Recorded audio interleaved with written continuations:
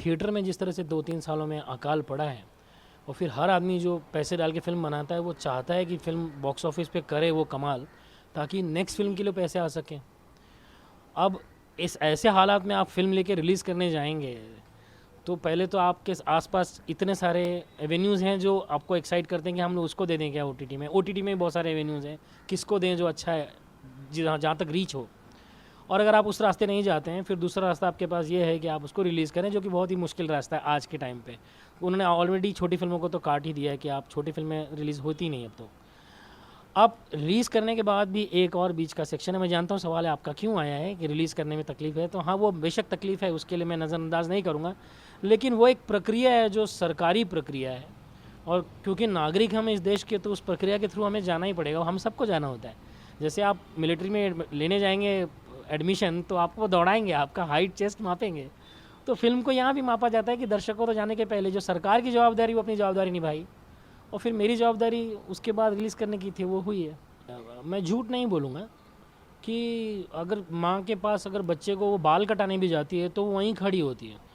आमतौर पे आप देखेंगे लोकल एरिया में, जब हम जहाँ मैं पला बड़ा हुआ, मैंने औरतों को सिर्फ बार्बर के शॉप में तभी देखा है जब वो अपने बच्चे का बाल कटाने आते हैं और वो वहाँ खड़ी होती है पकड़ के उसको कि वो कहीं उस तरह ना चला दे, बाल ज़्यादा वो रगड़ ना दे, और वो रोता रहता है बच्चा। माँ के लिए बच्चा मालूम है कि कुछ होने वाला नहीं, वो दिन भर बाल काटते हैं, लेकिन उसको ज़रा सा भी खरोच आता है तो माँ को तकलीफ़ होती है। वो हो सकता है वो मेरी ज़्यादा तकलीफ़ होगी, वो थोड़ा होगा मुझे ज़्यादा लग रहा होगा, वो मेरा व्यक्तिगत है, लेकिन हाँ हेल्पलेस तो महसूस किया है क्योंकि आप बात कर रहे हैं, आप उनसे कह रहे हैं कि सर कोई बीच का एक रास्ता चुन सकते हैं जिससे फिल्म का एसेंस ना जाए, तो लेकिन वो बीच में एमिकेबल सॉल्यूशन पे आ गया खींचतान के, लेकिन उसको एक समय लगा और क्योंकि बहुत सारी चीज़ें होल्ड पर थी, आपका ओवरसीज़ जाना है, आपका बाकी सब डिलीवरी जाना है। अब उसके करेक्शन के बाद भी हमने कम से कम 70-80 घंटे रेगुलर काम किया है, वीएफएक्स वालों ने करेक्शंस का, फिर डबिंग वालों ने, और फिर सबका अपना अपना एक कमिटमेंट होता है। वो और दूसरी फिल्मों पे भी हैं जो इसके 6-7 दिन बाद फिर रिलीज़ होने वाली है, ये इस महीने में ही रिलीज़ है, क्योंकि हर व्यक्ति जो इस फिल्म पर है वो दूसरा कोई ना कोई असाइनमेंट पर है। हमारा साउंड डिज़ाइनर 3-3 फिल्मों के असाइनमेंट पे है, जिसकी एक वेब सीरीज़ की रिलीज़ है, 2 थिएट्रिकल रिलीज़ है। साउंड मिक्सिंग का इंजीनियर नेक्स्ट फिल्म पर है, वो दूसरी उसकी फिल्में चालू हैं। तो हर आदमी अपने काम पे है। जो वीएफएक्स वाले हैं उनके 2 काम ऑलरेडी चल रहे हैं। अब किसी के पास भी 1000 का स्टाफ नहीं होगा कि वो 500 हमेशा स्पेयर में रखता होगा कि चलो सेंसर का कुछ करेक्शन आया कर दो, और फिर रिलीज़ का डेट भी है वो आपने अनाउंस कर दी, उसके पैसे खर्च होंगे, स्टूडियो आपको छोड़ेगा नहीं। इतना सारा दबाव में आदमी जो सोचता है उसी को लगता है कि भाई ये अभी कैसे परफॉर्म करेंगे। सबसे पहले तो मैं धन्यवाद दूंगा आपके माध्यम से दर्शकों को और उन सारे लोगों को जिन्होंने जाके फेसबुक पे लिखा, उन सारे इन्फ्लुएंसर को, यूट्यूबर्स को, क्रिटिक्स को, जिन्होंने ये दक्षता रखी कि फ़िल्म की बात करने के साथ साथ उन्होंने, हर व्यक्ति ने इस पर बात करी है। और जो मैं तारीफ़ के काबिल है कि उनको अपनी इसका ज्ञान है कि हमारा कर्तव्य है कि अगर ऐसा कोई सिनेमा है जो जब तक पहुंचना चाहिए उसके लिए हम भी हाथ लगाएं। दुर्भाग्य की बात यह है कि जिसने हाथ लगाना था उन्होंने हाथ नहीं लगाया। अब मुझे उनकी मजबूरी का पता नहीं, मैं उस पर कुछ कहना भी नहीं चाहता, लेकिन मैं धन्यवाद दूंगा उन सारे लोगों को जिन्होंने ये कार्य किया है। अब इतना शोर होने के बाद अगर ये रिवोक हो जाता है तो फिर मैं मानूंगा कि हाँ ये आवाज़ उन कानों तक पहुंची है जो उनको पता चल रहा है कि हाँ यार, और गलती सबसे होती है, गलती मुझसे भी होती है। मैंने भी एक बार अपने बच्चे का हाथ गाड़ी में दरवाज़ा बंद करते वक्त डाल दिया है, मैंने जानबूझ के नहीं किया, मैं जल्दी में था, मैंने दरवाज़ा बंद किया क्योंकि मैं रोज़ लेट हो रहा था बच्चे को छोड़ने के लिए। हो सकता है पिछले एक्सपीरियंस की वजह से होगा, किसी और फिल्म की वजह से होगा, लेकिन गलती दोहराए जाने के बजाय अगर गलती मान कर अगर उसको करेक्ट कर लिया जाएगा तो मुझे लगता है ज़्यादा भला होगा। देखिए अधिकतर प्रश्न, मैंने जितना भी अब तक इंटरव्यू हुआ है सब में प्रश्न यही आता है, क्योंकि सभी को लगता है कि ये ज़्यादा अभी फोर्स में। मैं चाहूँगा कि थोड़ा सा एक बार इस पर विषयांतर भी कर सकते हैं कि थोड़ी फिल्म की भी बात करते हैं, क्योंकि फिल्म लोगों तक पहुँच रही है और लोग उसे देख रहे हैं और आसपास फिल्मों का उत्सव जैसा हुआ है। इस हफ्ते इतिहास रच दिया है फिल्मों ने कि लॉन्ग लिव सिनेमा हम बोल सकते हैं कि वो दर्शक जिसको लोग कहते थे कि उसने तो पीठ मोड़ ली है, वो कभी नहीं आएगा थिएटर, वो ओटीटी पे ही फिल्म देखेगा। आप फिल्में थिएटर के लिए बनेंगी नहीं, पता नहीं कितने कयास लगाए जा रहे थे, उन सारे कयासों का खंडन कर दिया खुद दर्शक ने। और जिस तरह से बॉक्स ऑफिस पे फुटफॉल और ये सब दिखा है, कलेक्शन दिखा है, वो इस बात को पूरी तरह से ताकीद कर रहा है कि भाई आप अगर अच्छा सिनेमा बनाएंगे तो आपका दर्शक हमेशा आपको सरहाद पे बिठाने के लिए तैयार है। हमें ज़रूरत है फिर से एक बार अपने अंदर झांक के देखने की कि हम कहाँ चूक गए हैं इनको वो परोसने में जो इनको अच्छा लगता है। अगर इनको खाने में जो अच्छा लगता है वो छोड़कर हम कुछ गंद परोस रहे थे जिसकी वजह से ये इस तरफ मुंह मोड़ लिए थे, तो वक्त आ गया है कि हम सबको ये दक्षता रखें कि हम उनको वो दें जो उनको अच्छा लगता है। मैं 8, 9, 10th में रहा हूँगा, तो हमारे इस एरिया में जो हम हर एरिया में ऐसा होता है, हमारा जिधर मैं पला बड़ा हूँ, तो वहाँ एक लड़का था, मतलब अब वो तो सर है, मैं लड़का इसलिए कहूँगा कि हमारे लिए तो लड़का ही था मुझसे 10-11 साल बड़ा, श्यामपत यादव करके, वो भी टीचर हैं बीएमसी में। उसने रिकॉर्ड ब्रेक किया था उस टाइम 10th का हमारे उल्लासनगर में, वो उसका परसेंटेज सबसे हाईएस्ट था। तो हर पेरेंट चाहते थे कि तुम ना उनके पास जाके बैठो और उनसे ना सीखो। तो मैं हमेशा, मेरे लिए वो गुरु तुल्य ही रहा। और हाँ, कभी मैं अपनी फिल्में उनको दिखाता हूँ, कभी कि शैम्पी आ जाओ देखने के लिए फिल्म। तो इस बार स्क्रीनिंग हुई तो मैंने उसको बुलाया, तो एकदम पीछे कोने में था, क्योंकि थोड़ा शर्मीला आदमी है और टीचर भी है। तो थोड़ा पीछे से आया और उसने धीरे से ना ऐसा 51 रुपया मेरे हाथ पे रखा। तो मुझे लग रहा है वो 51 रुपया जब मैंने हाथ पे रखा, वो मेरे लिए वो अद्भुत क्षण था जिसको मैं बयान नहीं कर सकता। उसने फिल्म के पात्र की तरह, जिसको 21-51 पैसे मिले हों, उसने वो 51 रुपया मेरे हाथ पे रखा। तो मुझे ऐसा लगा कि यार ये क्या है, मतलब उस पैसे का कीमत तो मैं अभी, मैं उसको फ्रेम कर लूँगा जीवन भर के लिए कि वो सबसे बड़ी कमाई थी, क्योंकि मैं उसको देख कर ही मैंने पढ़ना सीखा, सब कुछ किया। उसने आज वो रिटर्न कर दिया है। उसने कहा कि मैं नतमस्तक हूँ तेरे इस काम के सामने। मुझे लगा कि एक पूरा सर्कल पूरा हो गया मेरा, कि अब कोई बोलेगा कि शैम्पी अपने बच्चों को बोलेगा कि अमित अंकल को या अमित सर को देखो और ऐसा कुछ करो। नहीं, सारा श्रेय तो देखिए उन्हीं को जाता है, मैं एक रत्ती भी श्रेय अपने सर पे नहीं लूँगा, क्योंकि आज ये फिल्म अगर आप देख पा रहे हैं ना, तो वो एक में आपका जो ये सुपरस्टार है, जिसको इस बात का संज्ञान है कि मैं स्टार हूँ। देखिए उनकी फिल्में और भी आती हैं जो दूसरी लीग की कमर्शियल फिल्में हैं, मेरा उस पर कोई कहना, उस पर मेरा जमता भी नहीं, क्योंकि मैंने इस तरह का सिनेमा किया नहीं है। लेकिन उसके साथ साथ, क्योंकि और भी देखिए स्टार काम करते हैं, लेकिन उनका इस तरफ का रुझान आपके लिए ज़ीरो होगा। लेकिन इनका पीछे का ट्रैक रिकॉर्ड देख लो, वो टॉयलेट एक प्रेम कथा हो या पैडमैन का हो या पीछे और भी फिल्में हैं, ये फिल्म ना उससे भी 100 किलोमीटर आगे थी कहानी आने के बाद। और ये कि यही हाई है आपका, आप फिल्में करते हैं, पैसे लेते हैं और काम करके घर चले जाते हैं, फिर दूसरी फिल्म पे चले जाते हैं, इसका कोई मतलब नहीं रह जाता। हर फिल्म आपको एक हाई देती है कि मैं ये क्यों करूँ फिल्म, सवेरे उठ के मैं सेट पे जाऊँ क्यों। जो आदमी काम भी करता है उसके लिए हाई रहता है कि अभी मेरे को ये कंप्लीट करना है असाइनमेंट, अभी नया कोई असाइनमेंट आया है। ये फिल्म मैंने देखा कि मेरे अगर अंदर 80% कुछ उत्सुकता होगी ना, तो उसमें 8000% उत्सुकता उनमें थी।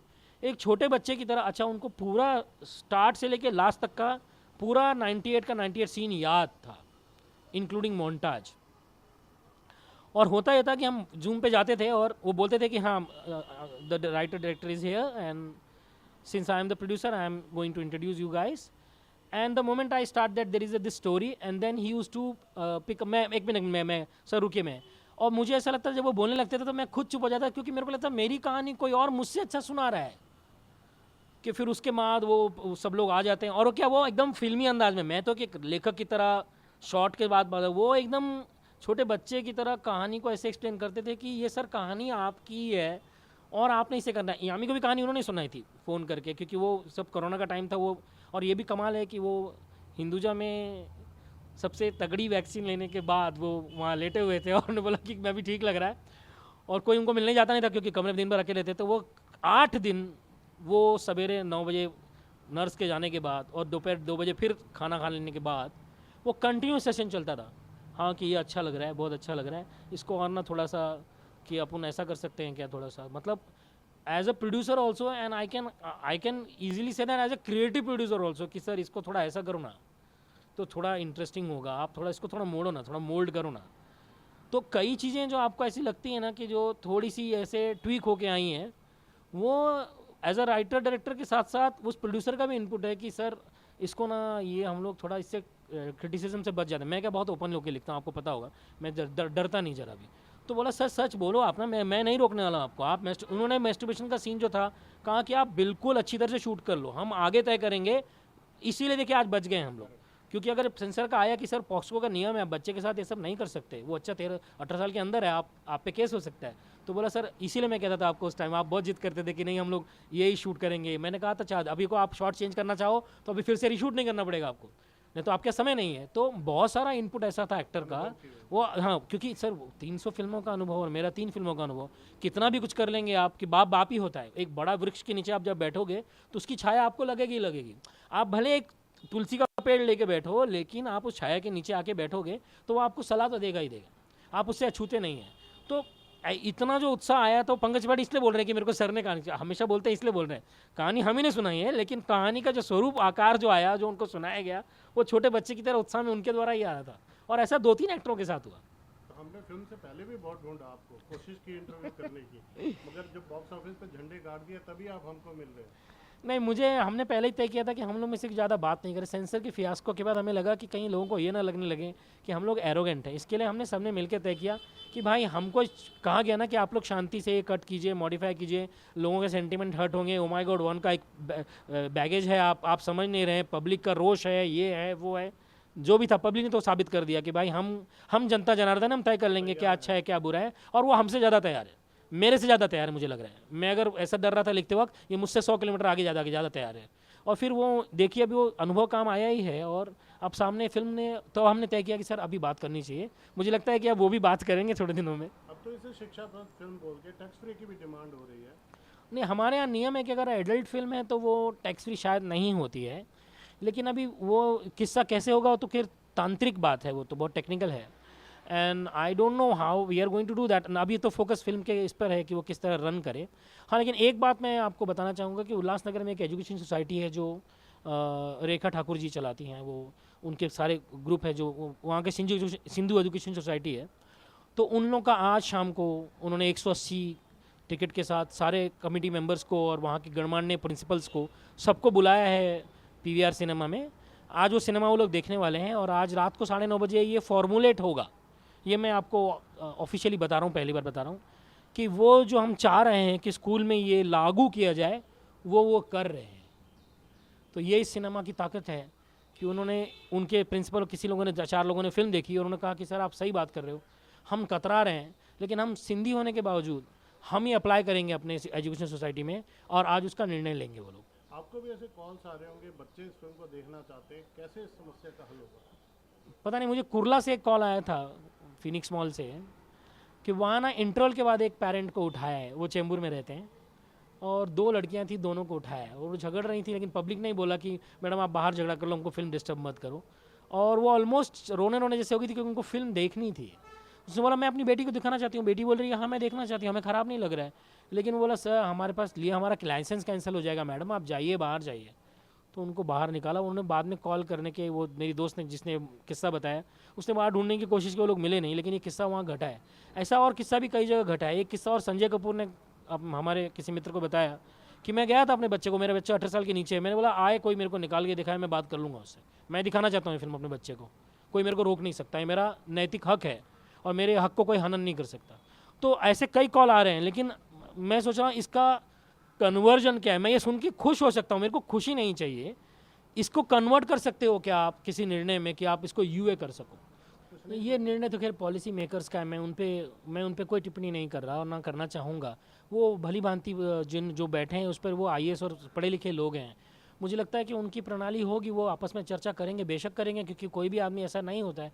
और रहा सवाल मोदी का, हम एक ऐसे देश में रह रहे हैं जो हम गति देख रहे हैं, हम लोग अपनी देश की गति देख रहे हैं, हमारा नेता इतना अच्छा है और ऐसी लीडरशिप के अंदर हम लोग चल रहे हैं, मुझे पूरा विश्वास है वो होगा, क्योंकि उनके पास मुझे लगता है मेरी फिल्म के अलावा बहुत काम है।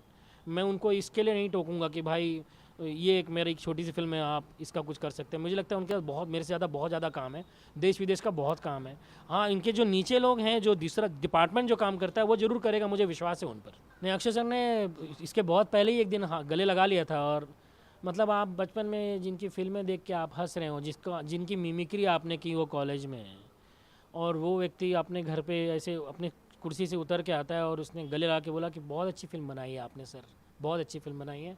वो मुझे लगता है वो आप करोड़ों और अरबों और खरबों रुपए से भी नहीं पा सकेंगे, वो अनमोल है। मैं वो पैसे में नहीं तोलना चाहता। नहीं, मैं मतलब मैं अभी नहीं कर सकता। मैं मतलब जो मिमिक्री मतलब ऐसा आवाज़ निकाल के नहीं, मतलब जैसे वो कभी अंधेरा, अभी भी आज घर में अंधेरा हो जाता है ना, तो मैं अपनी मम्मी अभी वाइफ को भी बुलाता हूँ तो मैं एक ही लाइन बोलता हूँ।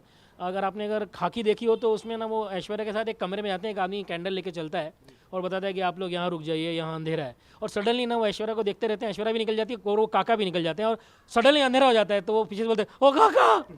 तो वो जिस तरह से आवाज़ तो जैसे ही हमारे घर में अभी भी लाइट जाती है ना तो सब बोलेगा, अभी अमित बोलेगा, ओ काका, मतलब अंधेरा हो गया। तो अभी भी मैं वैसे ही बोलता हूँ।